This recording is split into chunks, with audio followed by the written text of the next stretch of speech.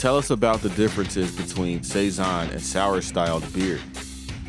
So Saisons historically were, Saison means season in French. They were brewed in the French-speaking part of Belgium, and they just used whatever local materials were available.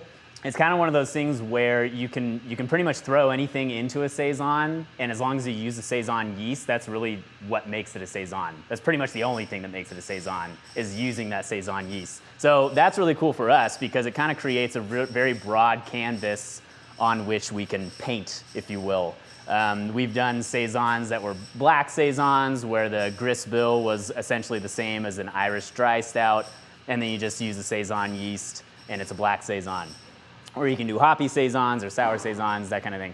So historically, they were very low alcohol content. They were brewed in the winter months for summer consumption by like farm workers.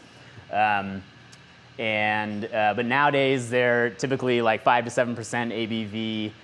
They're typically a little lighter in color and a bit hazy from the yeast. Saison yeast is not very flocculent, so it kind of stays in suspension.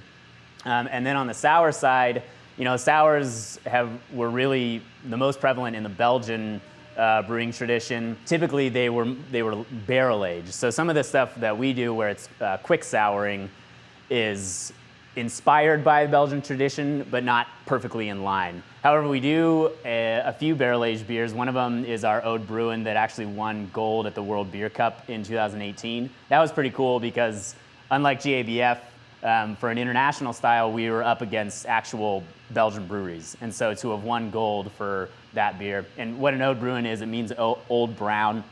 And it's a blend of barrel-aged beers that are between 1 and 3 years old. So you kind of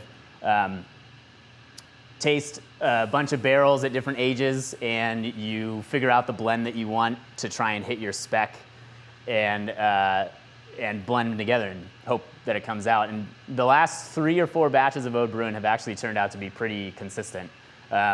We just tasted 3 batches all side by side, and if you had taken them away and brought them back, I would not have been able to tell you which one was which year, even though they had been bottled. The first one was like 2 years older than the last one. So that was a pretty cool experience to see.